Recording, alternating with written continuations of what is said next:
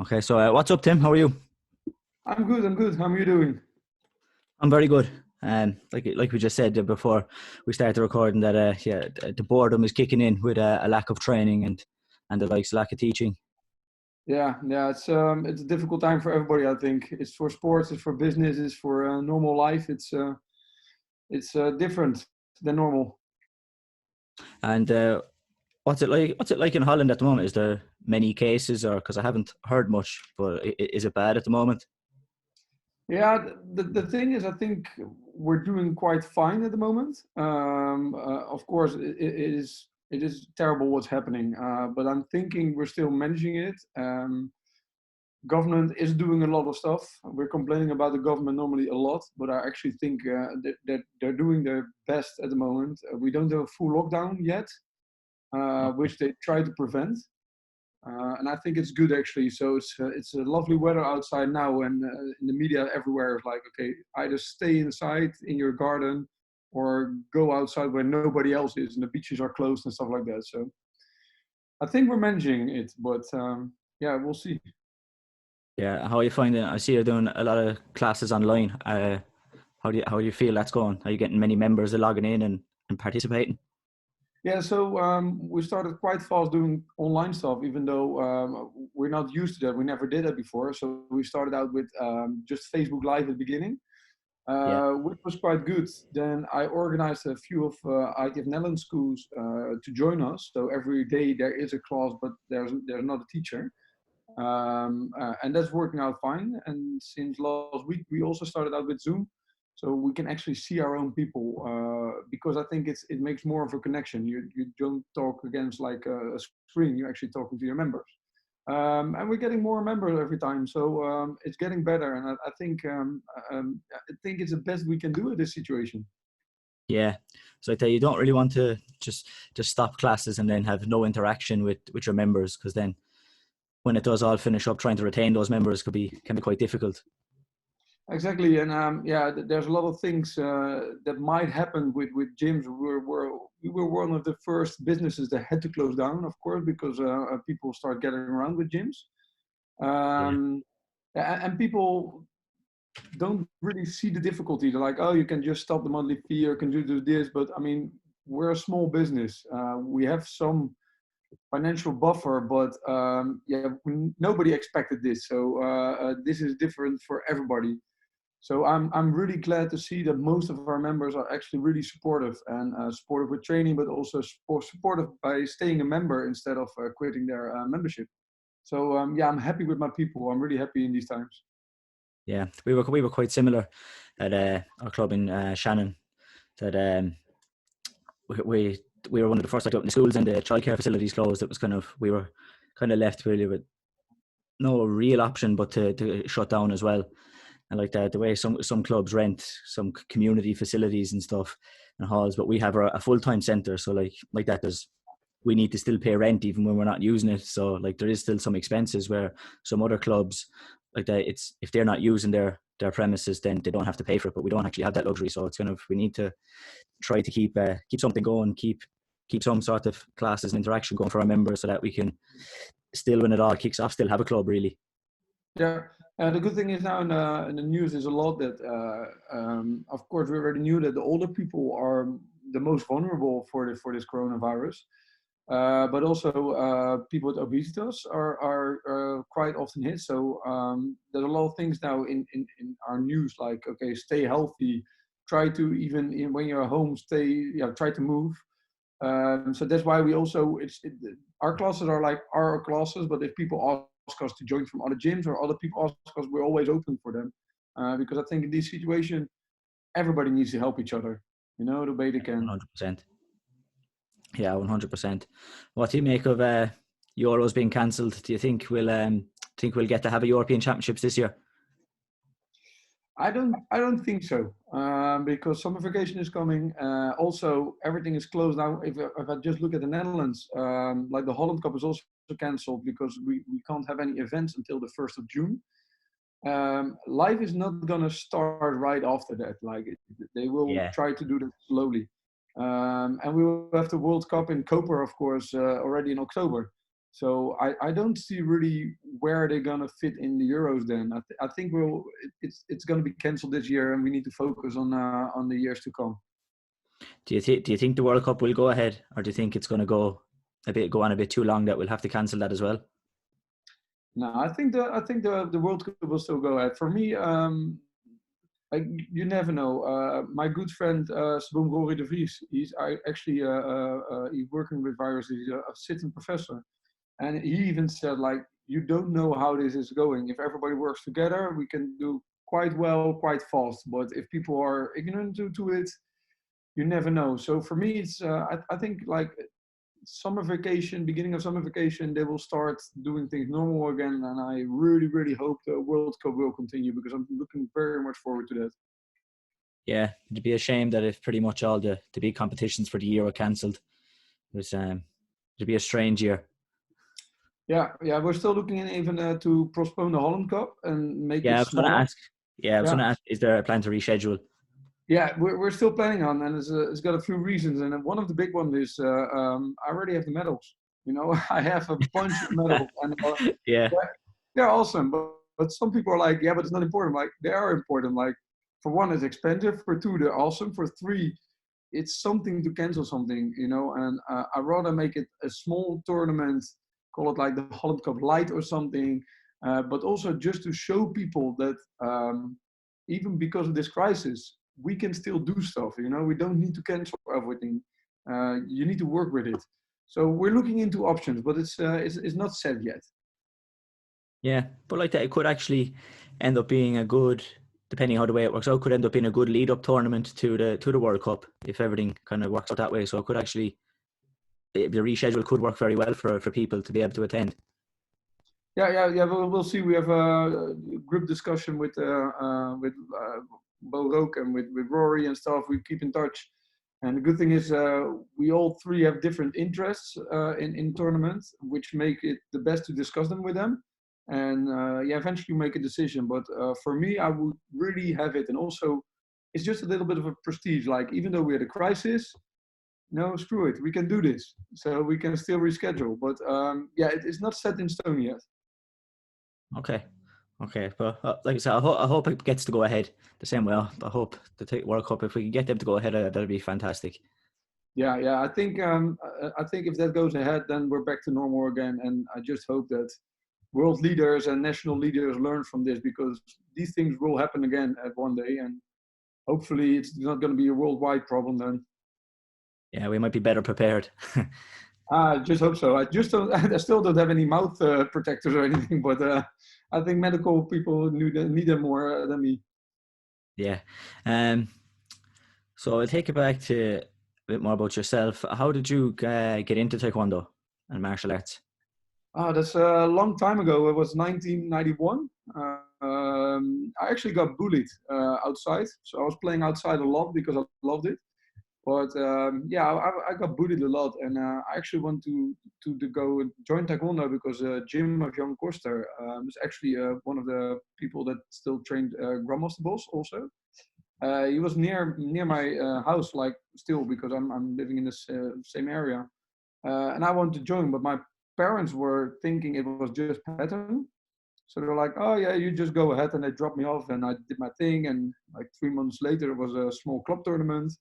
And my mother, she's usually up quite early. She brought me, and she saw some children crying, and, you know, there was punches to the face. And she called my dad and, like, you know what, I think you need to come, because this is a little bit different than we expected it to be.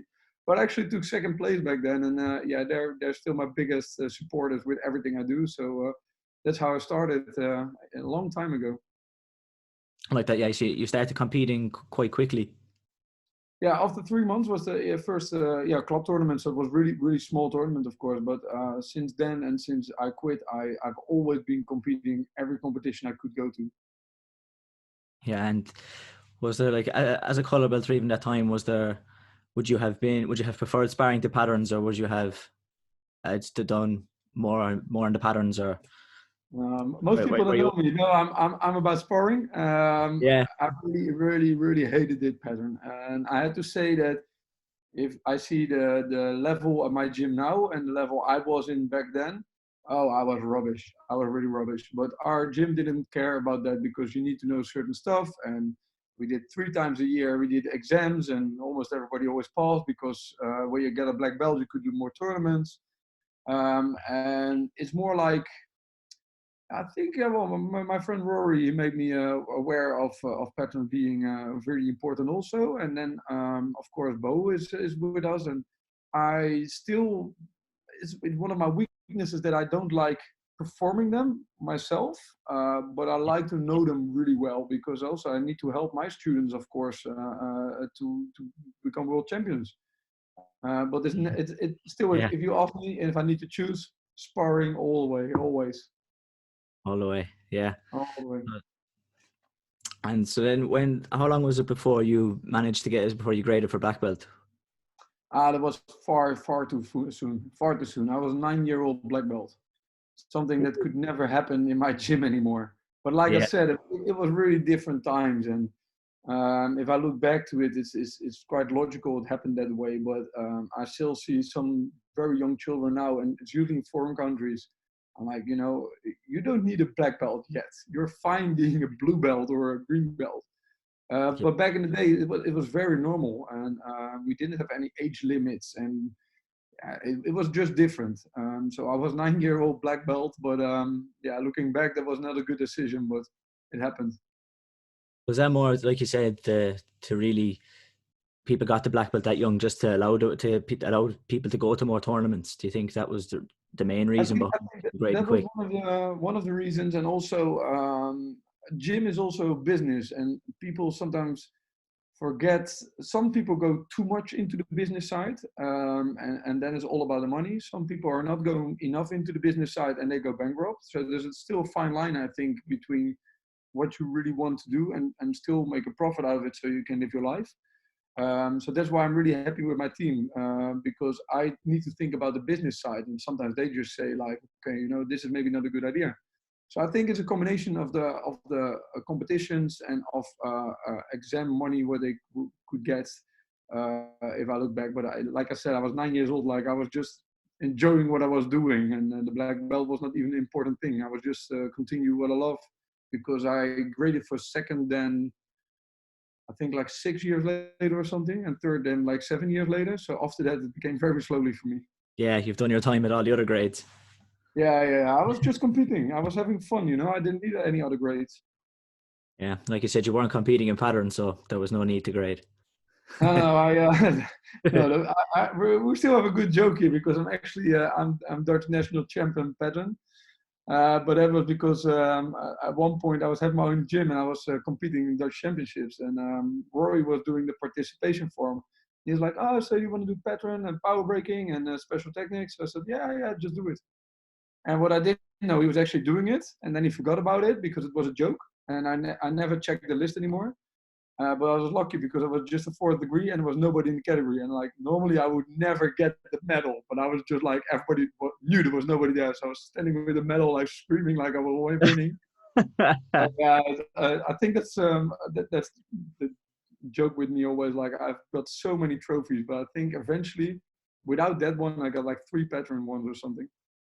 Ah, nice. But yeah, nobody will remember. Nobody will remember that there was nobody in the section. You can just put it on the CV and say, Ah, no, but this is my "No, don't fun medal. remember." Like everybody makes fun of it. Like the year after, there were like 6 or 7 at fourth degree and higher want to compete with me. I'm like, no, no, no, I stop when I do my best. This is enough.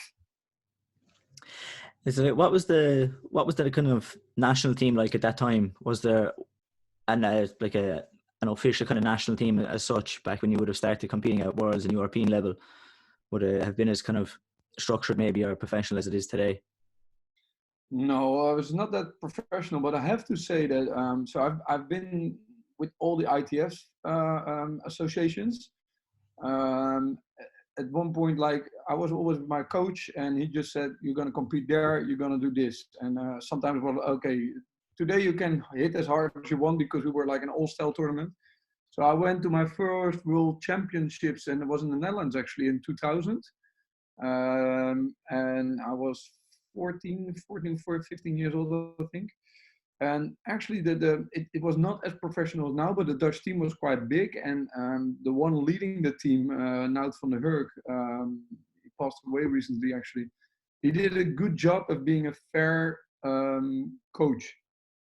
So even though it was not that professional, I think it is now, we actually had quite a good structured Dutch team at that moment. Yeah. And how did you get on at that tournament? Yeah, it was not that great. No. No. Second match I lost, and it was stupid. Everything was in my head. I remember that. I got punched in the face after like 15 seconds, and I just panicked. And it was more the pressure of building up to such a big tournament than actually the punch in the face hit that was that bad. So yeah, my first Worlds didn't went well, but 2 years later I was in Miami for the World Championships back then. I became second. Then 2 years after that, I was in Korea for the World Championships. I became second. And then finally in 2005, I became first. So I was building up quite good. Yeah, like I said, most of the people I speak to, they say that the first championships they go to is a learning experience. It's a little bit of a shock when you feel the atmosphere. You see that many competitors and that many good competitors that it can sometimes get the better of you. That you need that one to experience it, and then you kind of realize the level you have to get to. And then when you do we go that second and third time, it's much easier to put in a good performance. It's always what people say, like you're your own biggest competitor. And it's whenever I hear it, and people are like, yeah, I'm like, it is true, because it doesn't matter how many people are there. It doesn't matter who you're fighting. I mean, if you need to win, it doesn't matter if it's Dutch or Irish or wherever they're from. You need to win, and it's quite simple. It's the same game. It's the same kind of tatami. It's a lot of it's the same, but it's the building up in your head that makes it such a big thing, because you've been training for months and people are counting on you, and everybody's watching. But eventually, it really doesn't matter. You still need to do your thing. It's always the same thing. Yeah, it's sometimes I try to think it's the same game that you do in your club. You do maybe a national team squad session where maybe there's just this time now we've brought in a referee and we've stuck some people in the corners, but what you and your opponent are doing it's the same. It's the same, and I have to say, my dad, I always make a joke like he doesn't know anything about Taekwondo, but when I was young, he told me one thing, and he said they're all human, and I really didn't get what he meant. But then I was like, he said, if you fight the world champion and you're nervous to fight him, he's nervous to fight you because he is the world champion. Sometimes people go like, oh, but it was so warm in the hole. That's very nice, but your opponent was in the same hole. So you need to rationalize, I think, a lot of things. And of course, that's easier said than done. But I was at, and I think a lot of good competitors, maybe also like yourself, like, before I stepped on the tatami, I was actually shitting myself. Like, I don't want to do this, and it's pressure too much. And as soon as you step on the tatami, you're like, okay, you know what? You show me you're better than I am, and that's it. Yeah, 100%. There's definitely, as I've had more experience, I've got better at dealing with that whole feeling of shitting myself. But yeah, there has been times where you're standing at the back of that mat, you've just had your gear checked, and you're kind of going, I don't want to really be here. Is there any way I could get out of this? And you're kind of going, no, I guess let's just go. So yeah, I think 100%. And I try to tell myself that now is that everybody's shitting themselves. It's that kind of thing. Everybody is. And the funny thing is, when I quit competition, I was really missing that feeling. I was really missing it, and I actually thought, like, you know what, I'm gonna do one more year, just Euros and Worlds, and that's it. And then I got an invitation to fight over in England at a gala against my friend Michael Whitlock, because it was his last match. And as soon as I was there and I felt the feeling again, I'm like, okay, you know what? I'm not missing this at all. It's bad. It's really bad. So yeah, it is funny that you start missing it, but eventually you get it back. You're like, yeah, I'm not missing this anymore. So, but everybody is the same, I think, at one point. Yeah.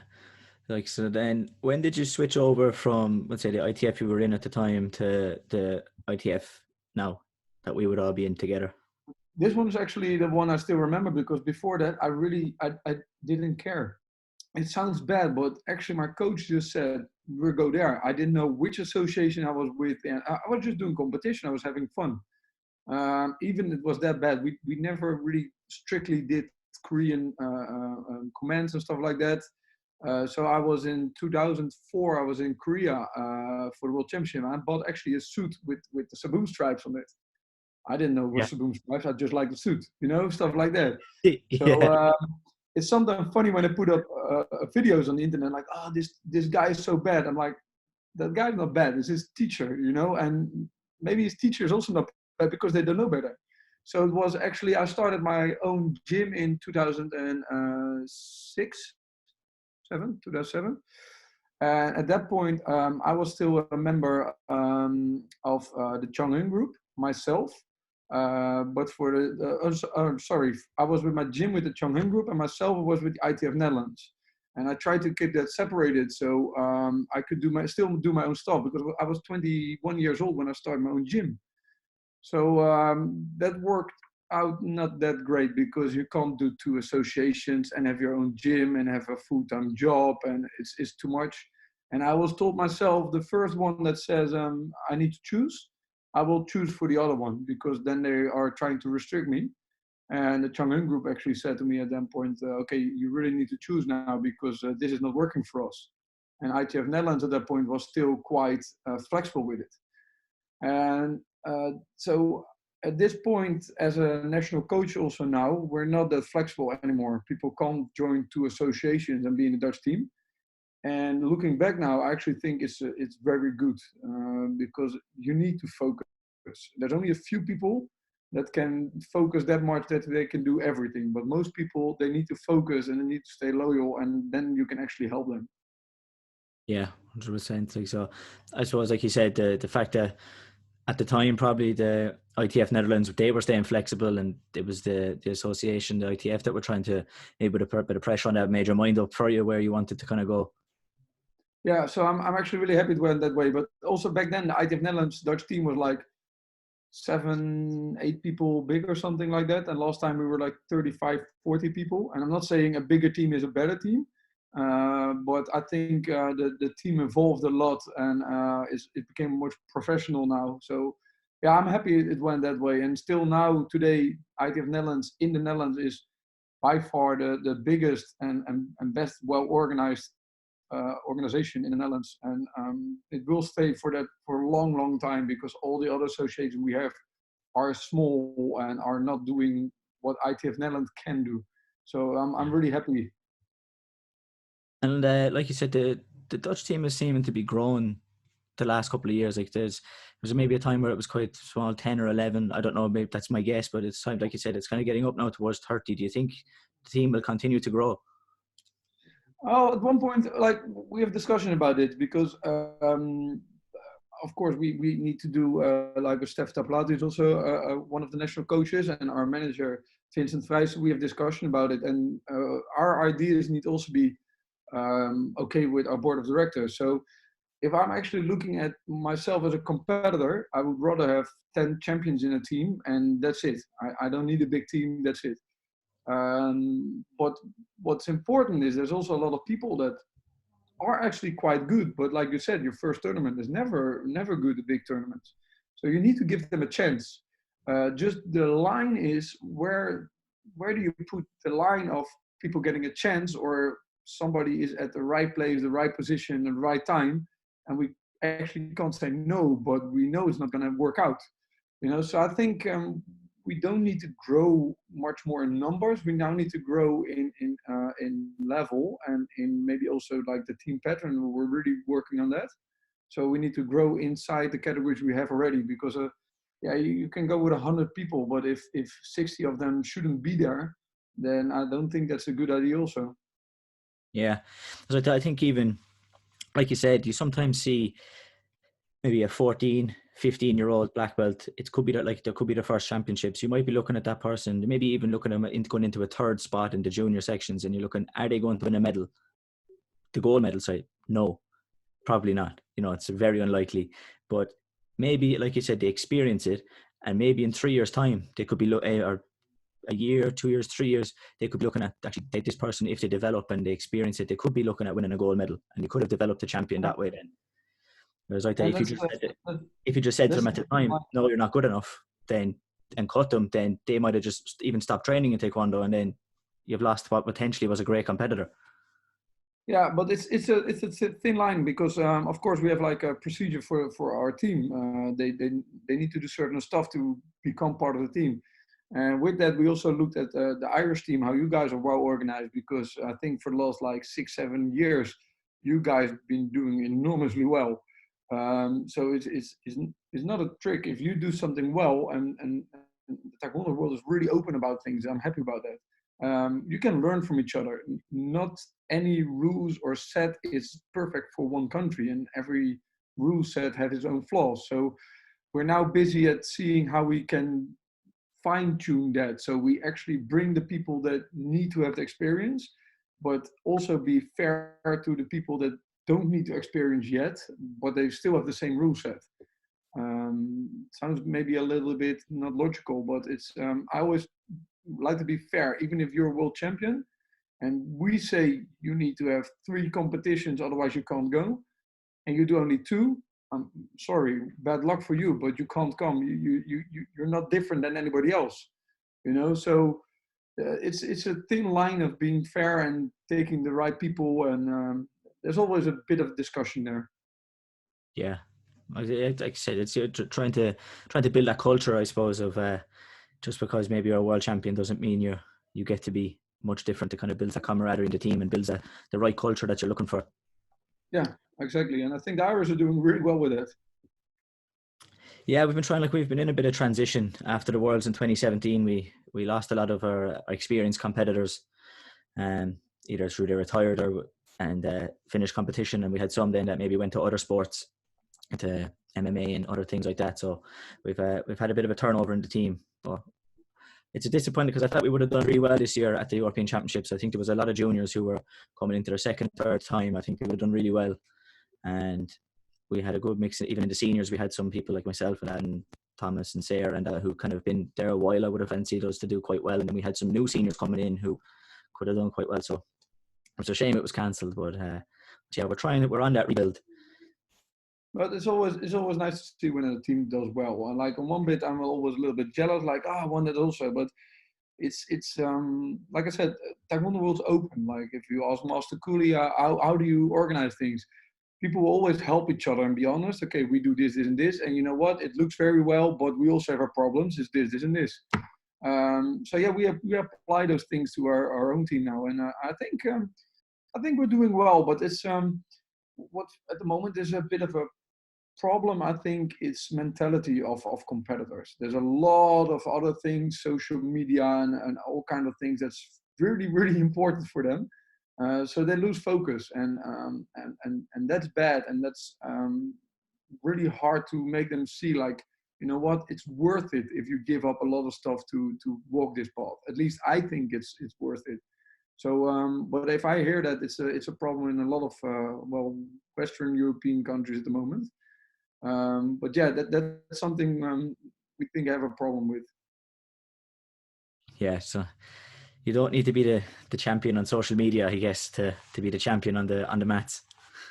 Yeah, we have a lot of champions on social media. Yeah, I agree.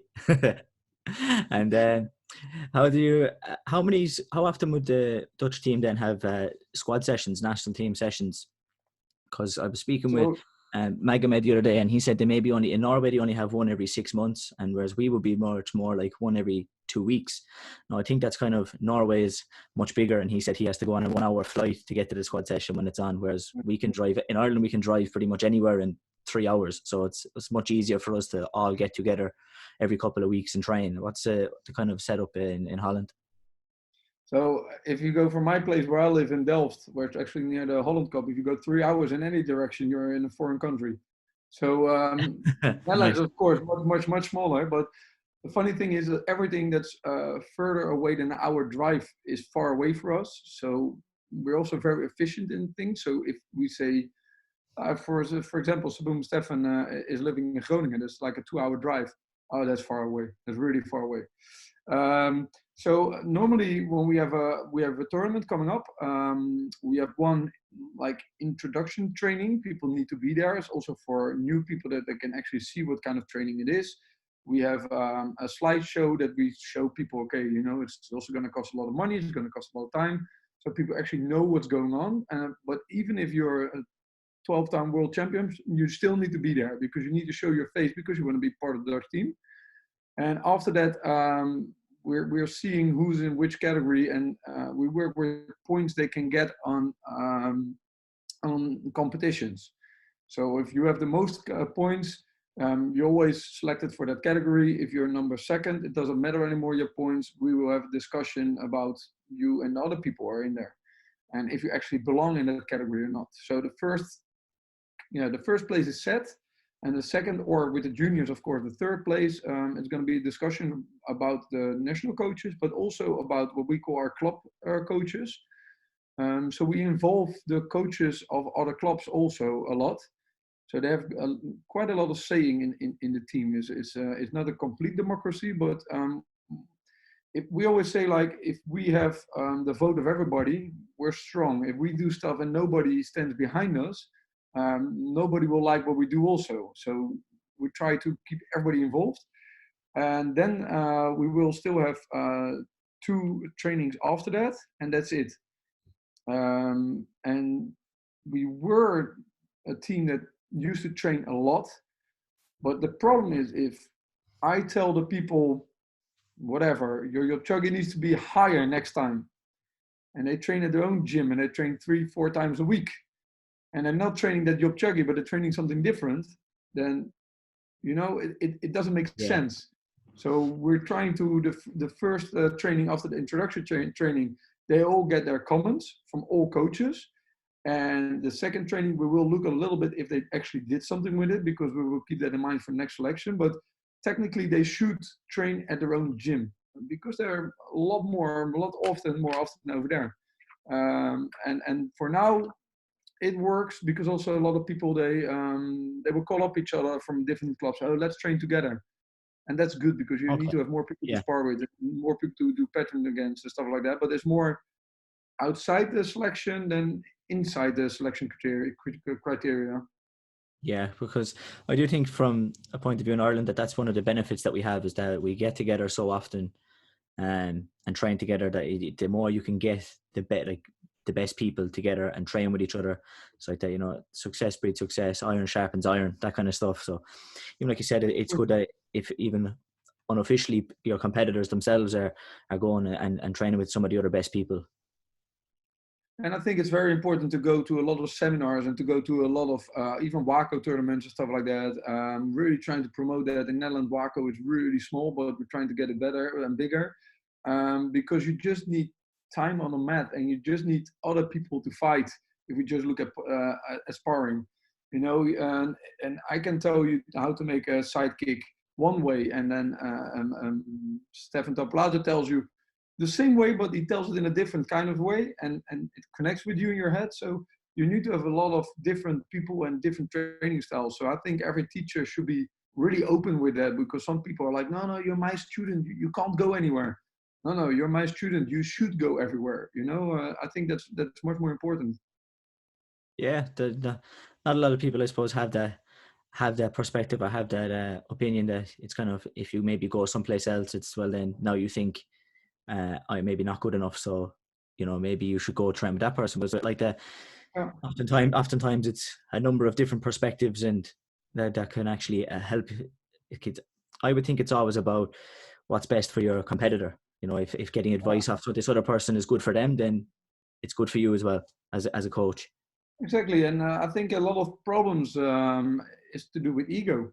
And that said, I got a huge ego. I know. I mean, if you're a champion, you need to have a huge ego, but you need to also be able to step aside with that big ego, because it's very easy. If you have a competitor and he's not happy with you, and he sees other things at other gyms, they will go anyway. You can better lead them to the right spots and keep them at your gym and make a good connection and win together than win separately. You know, it doesn't work like that. So I think a lot of people just need to step away from the ego sometimes. Yeah, big time. And easier said than done. And then going back to yourself then, like competitive wise, you won I'm right in saying 6 European Championships. Is that correct? Yeah, yeah.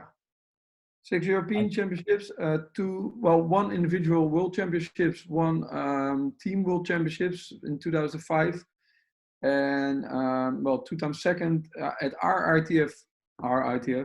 Yeah, yeah. I came third in 2007 at the heavyweight, actually, at the World Championships. And 2 of the European Championship titles are also with our ITF, and it was the last 2 years I was still competing. And which were you always one of the heavier one of in the heavier weights? Were you always one of the bigger guys as you were competing, or was there a time No. maybe when you started off and you grew into the sections? Yeah, no. So the funny thing actually about I did heavyweights heavyweight was 80 plus kilos back then. So I was usually around 78, 79 kilos.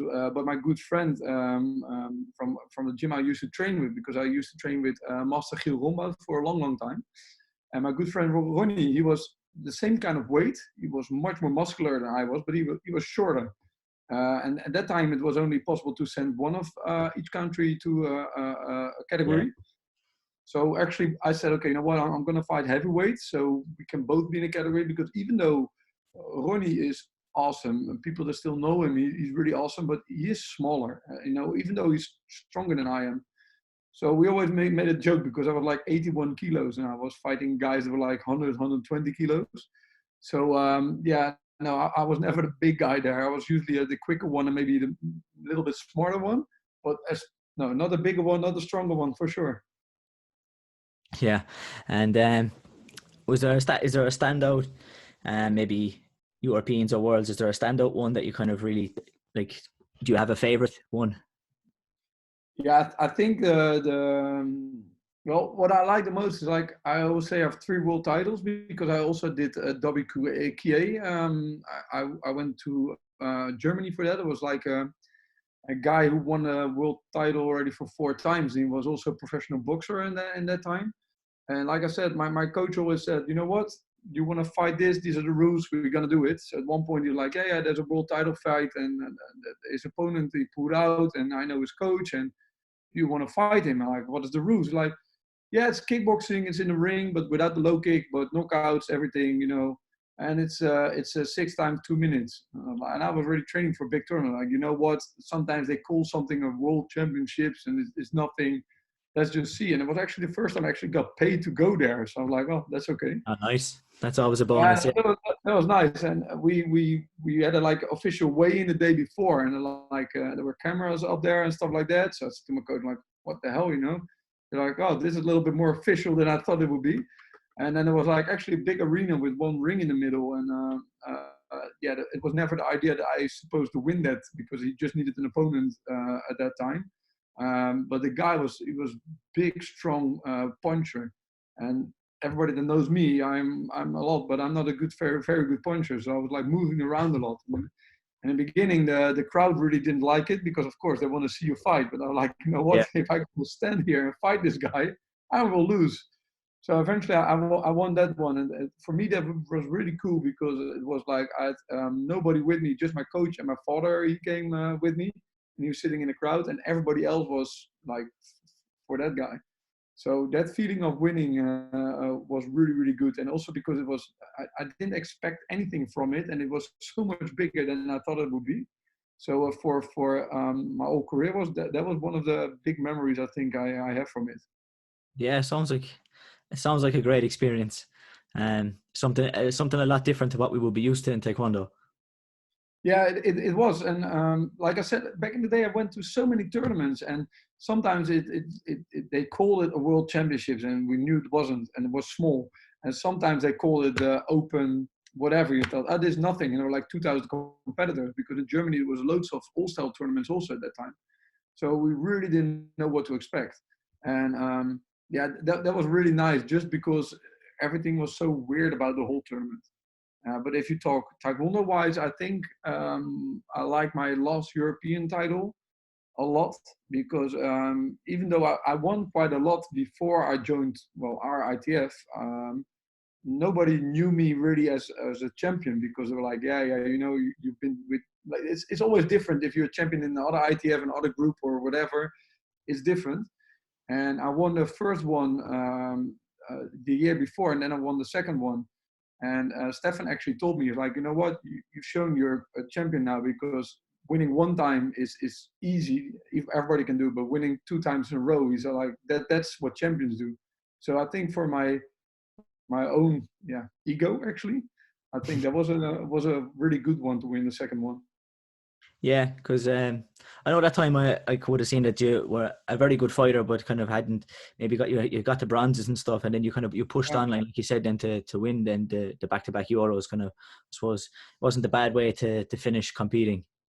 No, it wasn't a bad way. I really wish I could win the World Championships as well, but yeah, face it, I lost eventually because I was injured, and I couldn't fight, and I was Mr. O'Rourke. I was, and yeah, he's a really good fighter. He became second then, and I was really angry, and I was like, you know what? It was in Italy, and Stefan was coaching me. I'm like, you know what?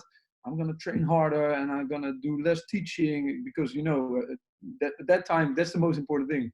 And actually, he pulled me aside and was like, really, 5 seconds after my match, and we're actually on the webcam. I didn't know that because that area was free. And he's like, you know what? You're starting a new gym, right? And I was opening up my third gym. I'm like, yeah.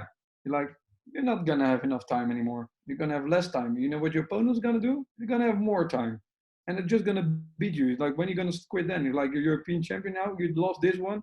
Like, you should quit. And actually, it was like 5 minutes after that match that I decided to quit my competition career. And looking back, I'm happy with a friend like Stefan, because you need people to be honest with you, because you have some people that are like 40 years old. They were really, really good, and they're still competing, and they lose everything. I'm like, it's not, it shouldn't be like that. Yeah.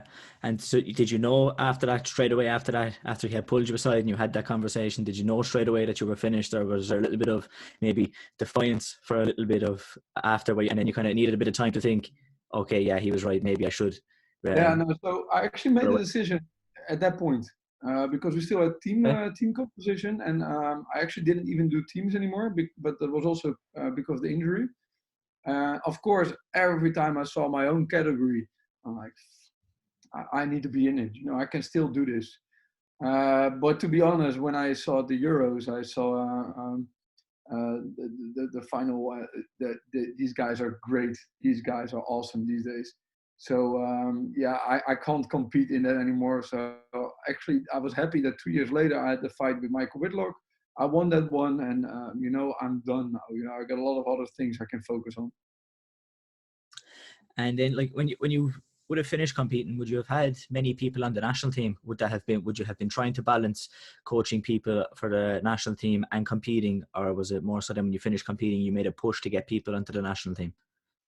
So I was doing both already, because I had a lot of my own people already in the national team. But I was like, if it's the day I need to compete, I'm not doing anything. And I think you need to block yourself. And I already knew also in Italy, because my good competitor, Cody Oranje, was also competing. And I was actually looking at him instead of focusing on my own competition, which is something you shouldn't be doing. So yeah, I was balancing a lot, but then when I actually quit it, I could do everything I wanted for the national team. So you need to let go sometimes, even though it's hard. You need to grow in other areas as well. So now I can do everything I want. I have my gyms, I organize tournaments, I'm a national coach. I had my run of competitions. It's okay now.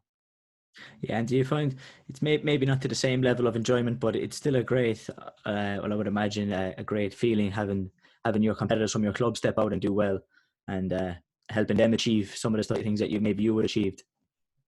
Yeah, so that's actually, it's a different kind of winning. I had to get used to it. But in Germany, I had my first own world champion, Lisa, and yeah, I'm not a very emotional guy with those things, but yeah, that got to me, and it's a different kind of happy, because normally, like I said, we have a big egos ourselves, so we want to do everything ourselves, and this is a team effort, and yeah, so it's great because I have a winning mentality, like a lot of our competitors, and I keep winning, just in different kind of sections in life, Yeah. So it's important. Yeah, it's hard when you're a coach. You're sitting on the chair, and it's not like it's not like the PlayStation where you can click a button and they do the technique that you want them to do. It's much harder than that. You know, you're kind of telling them, and maybe you can see from back in the chair what they need to do, but trying to get that to the person and then them to process it and then make it happen. It's the challenge. And then so when it does come together, obviously, like, that can be a great feeling. It's nice, and I got still learned a lot for coaching and even teaching, because like I said, I was always the heavier person, and a lot of people in the Dutch team, I don't know why, because we're one of the tallest people in the world. We have a lot of like 70-kilo kind of guys, but they spar a lot different. Like you guys spar a lot different than I used to do. So you Yeah. also need to find that click to see how can I train somebody and give them an own style, and also the style of that kind of category. You know, I mean, there's so many things happening in your guys' category. I'm like, oh man, you know how quick that is, you know. But if you go to my category, you get points. You're like, you know how hard it is, you know. So there's a lot to learn, and yeah, I always like it. So it's a different. Like I never quit doing competitions. I just quit the job that I used to do of a competitor, and now I have a new job. And was there much of a difference? Did you find, like you said, like even different categories have different styles? Did you find much of a difference across even ITFs? That did you find you had to maybe adjust your style across across as you went to the different ITFs? Yeah, so I think that's what I really like when people will also do different kind of sports like kickboxing or whatever, because you need to adjust a lot of things. But like the other ITFs sometimes also have different rules than we have. But the main thing is like your core competitor needs to do the same, and you need to adjust small things. If somebody tells you now, okay, you need to spar a kickboxing guy and you can knock out, you will do mostly still Taekwondo, but there's a small switch that some things will be different. So I think for different kind of ITFs and stuff, it's not that bad. But also my style was weird. I was always standing up really straight, not very flexible looking like, and not a lot of people can do that or want that. So yeah, you need to teach them also different, because it's not common to fight like that. Yeah. Well, I think sometimes you were maybe you were deceivably flexible. You could still could flick that shot up to the head, even from out with the front leg. You know, some people maybe they thought he's not that flexible, but you would catch people. You catch people time to time. You need to make them believe you can't do stuff, and then Yeah. eventually you do it, and like, where did that came from? Like, exactly my point, you know. And even though people always told me like I got quite a good sidekick, and like, yeah, I'm gonna train for your sidekick. That's okay, you know. You have plenty of ways to make it, so you need to always be a little step ahead and surprise people with what you actually can do, and not what people think you can do.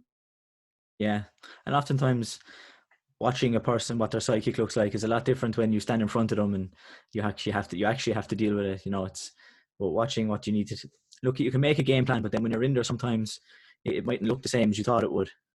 Yeah, yeah, and I always say there's a difference between knowing the way and walking the way. So it's very good if you know how everybody's fighting, but you need to still fight them. And like Mike Tyson always used to say, like everybody's got a Yeah, plan until they get punched in the face. And it's actually 100%. true, because if you're training for 6 months against my sidekick and I make the first one and it didn't go the way you wanted to, your 6 months of training for the sidekick is almost gone if you're not strong in your mind. So yeah, I love sparring. It's like chess, you know. I love it. Not that I like chess, but the idea of it. The idea of chess. Yeah, I'm kind of the same. Yeah, it's yeah, you think because you like sparring, you'll really like chess, and then you kind of if you have a game of chess, you realize you're not that good at chess, and it's much harder. It's a No. bit different, you know. It's like It's very different. But the whole thing what I like is that there's like, you know, I like to teach pattern as well, and Bo is really good at pattern. Like I think she's fabulous. But for me, the problem is why I, as a person, wouldn't like doing pattern that much. Like everything is set in stone. Of course, there's small adjustments what people think it should be. But with sparring, it doesn't matter how, as long as you make more points than the other one, you're winning. You know, yeah, so there's so many ways you can win, and that's what I like about it. the creativity to it. Yeah. The idea that nobody is the best in something. There's always somebody that can do something better than you and might win. It all depends on the day itself. Yeah, 100%. And is that you spoke about how you like to support the WACO Association in the Netherlands, and I'm interested to maybe find out what's the popularity of kickboxing in the Netherlands, maybe versus Taekwondo, because in kickboxing, there's a lot of Dutch kickboxing. It's nearly like its own style, and to Yeah. some degree, the different guys like Alistair Overeem and guys who would have went to MMA and Raymond Deckers, they'd be kind of famous guys for that kickboxing style. So would Taekwondo, like, what's the popularity of kickboxing versus maybe Taekwondo in the Netherlands? So kickboxing and not just spoken about WACO, but like K1, Muay Thai, Thai box, everything. It's big. It's really big. It's just bad that it's getting a lot of bad news about it, and it's kind of logical. I mean, if you see Rico against Butter, and there's more fights beside the ring than inside the ring, I'm like, it's so bad because it's such a great sport, and it's also good publicity for our sports because it's martial arts in general, I think. But you would never see that in Taekwondo, and that's what I like about it. So the kickboxing is really big, but the news about it is bad at the moment. But I think in the Netherlands, kickboxing wise, we're one of the best countries in the world still doing kickboxing, which is said something that's already for like 20 years, maybe longer. And yeah, I love it to see that. Yeah, like the Rico Verhoeven is probably the biggest name in kind of that kind of style of kickboxing. So yeah, is he a big celebrity then in Holland? I think he is. There's a lot of people that could join his seminars and stuff like that. So I've never been to one of his seminars.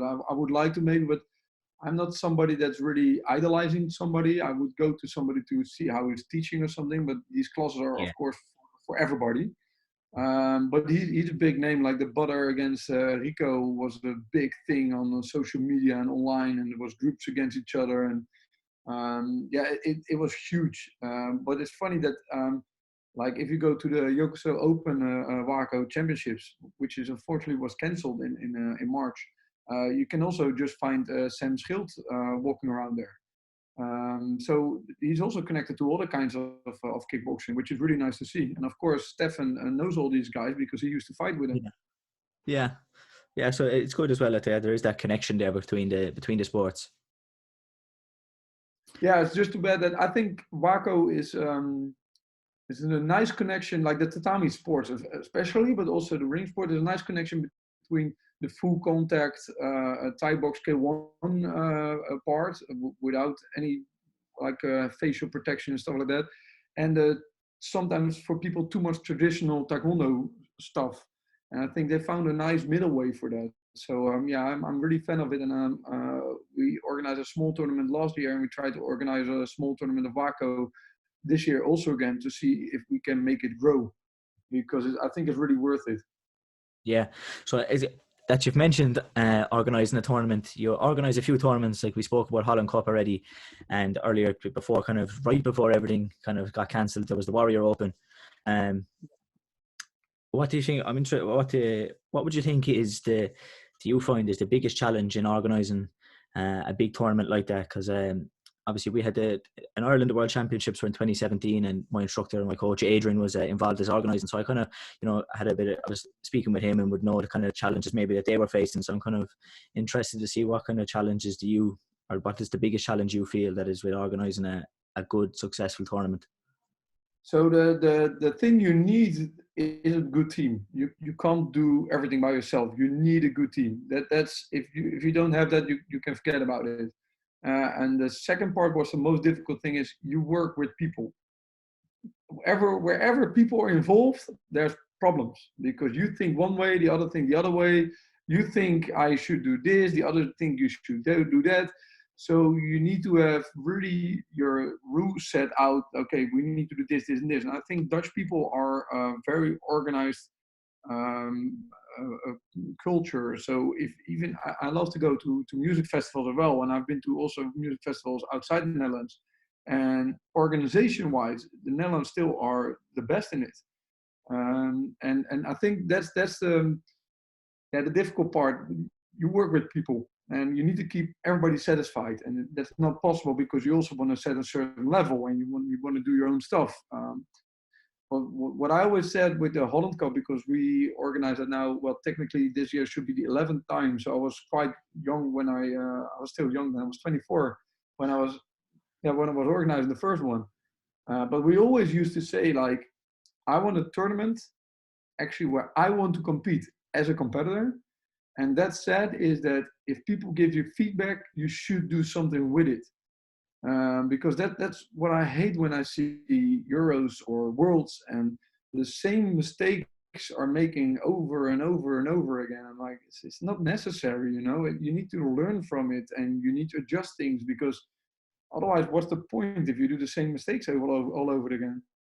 Yeah, do you find yourself going to Euros and Worlds and kind of really noticing the kind of looking at it through that eye of the organisation kind of point, the kind of setup of the rings, or just the whole organisation of it, to think, I think they could do that better, and I'm not going to make the same mistake for the Holland Cup? Yeah, it sounds maybe a bit cocky, but yeah, I see a lot of things. Well, not that I think we're already most of them doing them better in our own way, of course, because we're not a world championship, we're not a European championships. But what I find is there's a lot of things that could be done better, much easier, in my opinion. Probably there's something behind it that I don't know or don't see, of course. And when those things go wrong, I'm like, okay, you know what? This should be fixed easily. Of course, there's some bigger problems that might occur, like if an electronic system doesn't work, the organizer can't help that. If the umpires are not okay, the organizer can't help that. You know, we cannot fix everything. So yeah, I'm still really interested in organizing a Euro or World Championships in Netherlands. It's just unfortunately that we're quite an expensive country. And I don't want people to remember the tournament as an expensive tournament. I want to remember it like it's a well-organized tournament. Yeah, that is definitely always a challenge. That there's places that would be fantastic, like even when the World Cup is in that likes of Australia, or it was in Jamaica. It's like it would be fantastic to go to these places, and I'm sure fantastic tournaments for myself, and I know lots of other people. It's very hard to go to these tournaments because of the expense. So that is definitely a part that does play a part. Yeah, and it's also it's also really easy set for competitors and everybody, like, oh, it's so expensive for like hotel because you need to be in an organization hotel, stuff like that. But yeah, you should know every detail of it because it is expensive, and of course people need to make money out of it. But if you look at Netherlands, just for the hotels only, actually the organization needs to make money from the hotels, otherwise they can't organize. And we already have like prices of 70, 80 euros without any breakfast and anything. So you need to make those prices 100 and 120 euros a night, which is ridiculously amount of much money, I think. So yeah, that's really too bad. And like you're saying that organising now, I haven't organised the Holland Cup for what would have been coming up to 11 years. Do you find that it's much easier now, or do you find like it's still a challenge that it takes a lot of time? It's always a challenge. Streamlined it? No, it's always a challenge. There's always new things, but we have a awesome team. I can't say that enough. People always say like, oh, you thank your volunteers again. My volunteers are the Holland Cup. For one, we have the organization committee. Of course, we organize it. I'm head of it. But we have about 40 to 50 volunteers helping for the whole weekend. And most of them are helping already for years, so they know exactly what needs to be done. They even sometimes need to know things better than the umpires are there. So they're actually telling the umpires, I think you should go there and do that. And it needs to be efficient, so you really need to go there. Yeah, if we had like a new team every time, I would go crazy. I would really go crazy. It's so nice. Yeah. It's so nice to trust people, and that some people come up to me and you know what? I did this and this and this because last year we also did that. Is that okay? And 9 out of 10 times I'll say yes. So the more difficult part for us is now like if we focus on one part because last year it didn't went that well, something else will go not that well. But also usually the things that we see as an organization and not even the other people can see it. So that's a good thing. And as well, you were involved in organising the Warrior Open, and that was the first year of that tournament. Is there a plan to carry that going forward into next year? Yeah. So we have big plans. It's funny that we were in training camp of the Solovets in Ukraine, and Master De Silva was there, and I was there, and I was injured, and I think he was also injured. He was working, so we knew each other for years. But sometimes, like, we know each other for years. We never talk like this. You get to know each other better. And he said, so like, I would like to organize a tournament in England, like the Holland Cup. I'm like, oh, you know what? If you need any help, just let me know. And then last year he said to me, okay, you know what? I would really like to organize it with you. So because Master Silva has some great ideas. He's a very clever man and sees a lot of good things in Taekwondo, and he's got big ideas. But he said, yeah, if I won the Holland Cup in England, I need the organizer of the Holland Cup. So we started off with a really good connection already. We didn't actually say, okay, you should do this, you should do that. It went on like that. And we have big plans for the Holland Cup, the Warrior Open, and maybe even more tournaments to come. But it all started with the first one, and it's for us also difficult. Like, I brought some of my own people, but it's you need to build up something from not zero, but English mentality is different than Dutch mentality. I need to get used to that. They need to get used to me. The volunteers are new. They need to get used to me. I need to get used to them. So it's a startup, but I think Master De Silva thinks the same as I do. So we will make the tournament better every year, and I really think at one point it will be as well run as the Holland Cup, and even bigger, because England has so many more Taekwondo competitors than the Netherlands already. So yeah, it's going to be good, and then we see if we can make like a connection between the Holland Cup and the Warrior Open, and maybe we have other tournaments that can join and reach the same standard. Yeah, it was obviously I was there, and it was a really good, it was a enjoyable tournament. There was some good level of people there, but it was looking like it was a good lead up to the European Championships. It's a good start. Yeah. Would you look at maybe making the rings a little bit bigger, or a change So of we always have this discussion with the Irish, which is nice, of course, and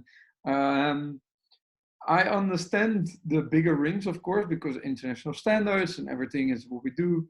The smaller rings are a Dutch thing, I think. It came also from that we work. Well, the Holland was one of the few that has 2 rounds of 2 minutes for juniors and seniors. We work a lot with 1 round for everybody. Because we want to make it efficient, 1-day tournament that everybody can enjoy and can go. So that's one why we like a smaller ring, so there's more action. Second one is also the size of the hole. You need to have big holes. If we have full size of the Holland Cup, it doesn't fit in a hole anymore, and the hole of the Holland Cup is huge. So there's a few things.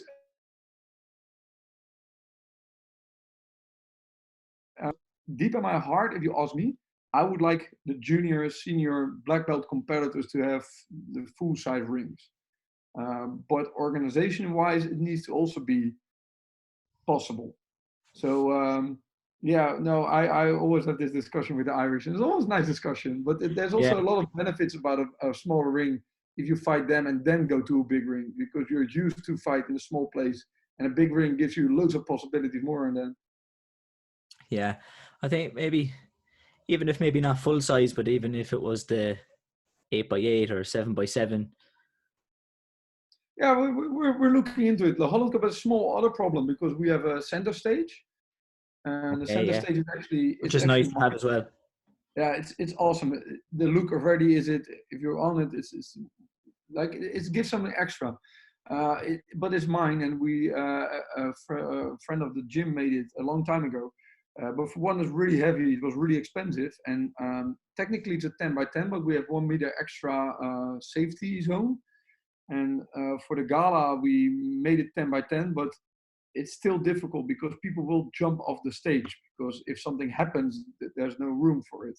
So for us also, if we make the rings bigger, we need to have a bigger center ring, and that's not possible yet. So that's always my excuse. I make a whole big story about how good the smaller rings are, and then eventually go back to the center ring.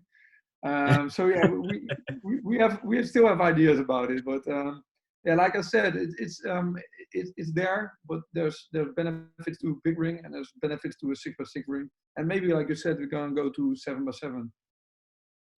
Yeah, and then like as you said with the stage, and I've asked quite a lot of people this that I've had on the podcast recently, is that like in Germany, obviously they had the semi-finals and world finals on the side rings around the side.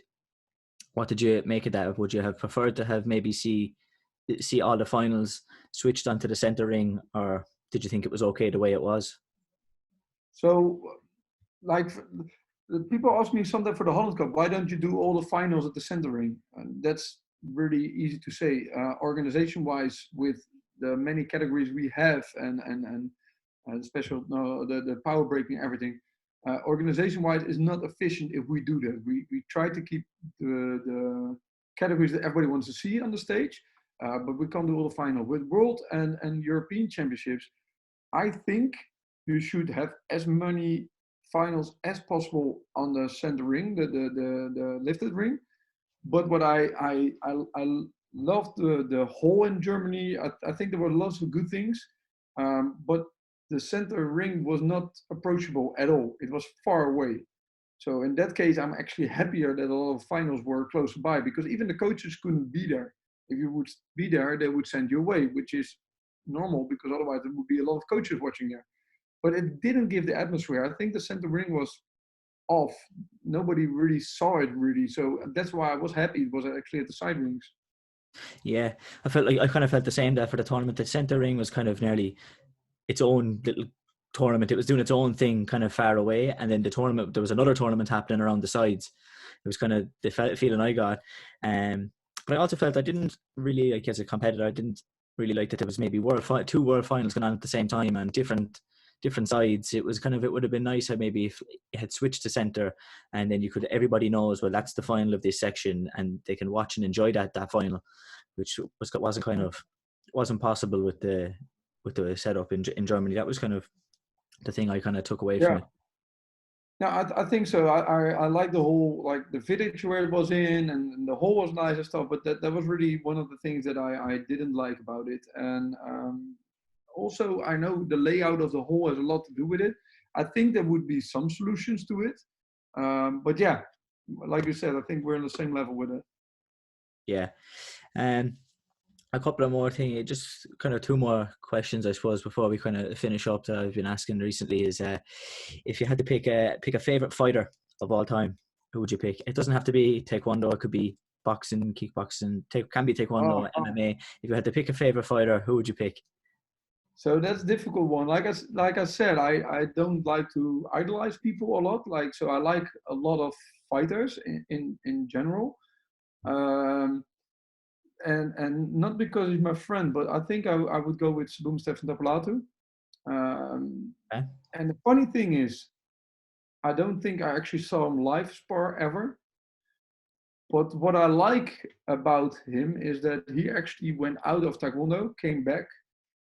He did a lot of good for Taekwondo, and uh, I think the whole idea about him, he is a martial artist in every way you look at it, and that's what I like a lot about it. And it's a favorite fighter that I never seen live fighting, so that is it's a bit weird maybe.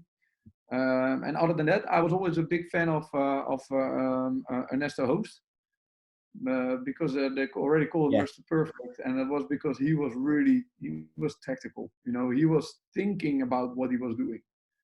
And other than that, I'm a big, huge fan of Mike Tyson, because he was just punching away. This guy, you stand in the middle of him, you're gone. You know, that shouldn't be Yeah. tactic, should be plan. You were there, you were dead. You know, but eventually he did a lot of bad things in his normal life, I think, and that's too bad. Yeah. So then, if you had to pick a standout fight, would you have a favorite fight of all time? If you could turn on one fight to watch, what would you turn on? Oh, difficult. I'm really bad at remembering fights. I have to say. Yeah. So Alamin against Danilo, last European Championships, finals of -85. Very, very, Was very good fight. brilliant. I've seen a few brilliant fights, and that was one of them. So that just pops in my head now. That was actually, these guys did things, and usually somebody makes an awesome move and gets point for it, and that's it. And these guys had, one was making an awesome move, the other one took over that awesome move and did something with it. So maybe if it's just recent in my memory, not like a historical one, yeah, I think that was awesome. That was really, really good. Yeah, it was definitely a fight that was worthy of being on the center stage at the gala. It was a extremely high level fight that was and it was over. It wasn't just like you said. It wasn't even just one fighter was having a great fight. Both fighters pulled everything, pulled some things off that kind of made you stand back and go, "Whoa!" You know, Yeah, kind of usually there's one fighter. like, Yeah, there's one fighter that like floats above himself and does things that's normally not possible. And here they both had it, and I think it was a very good promotion for Taekwondo as it is, because they were really respectful to each other. It was a really fair fight. It was an awesome fight. It had, I think, at that moment it had everything that Taekwondo sparring has to offer. So yeah, maybe that fight is something instead of the historical fights I would love to see again. It's a good thing it's on YouTube. yeah. So yeah, a very good selection there. I like that selection. Yeah. But I think we'll wrap it up. It's been a pleasure having a chat. Well, thank you very much for inviting me. I always like to talk about the sport, so thank you very much. Yeah, it was good to have you on. Hopefully we'll be back properly training, properly competing, and that we'll get some tournaments in the second half of the year. I really hope so, and I can't wait to see you compete again, because it's really also awesome to see you compete. You do a lot of great stuff out there. Thank you. I really appreciate it. Well, good luck with your podcast. Thank you. It's going well. We have a lot of good guests coming, I think. So so hopefully people will tune in and enjoy. And like I said, it's a pleasure to have you on and have the chat. No problem. Always there for you. Perfect. So keep safe and keep well in the time that we're in. Thank you very much, and you too. Take care.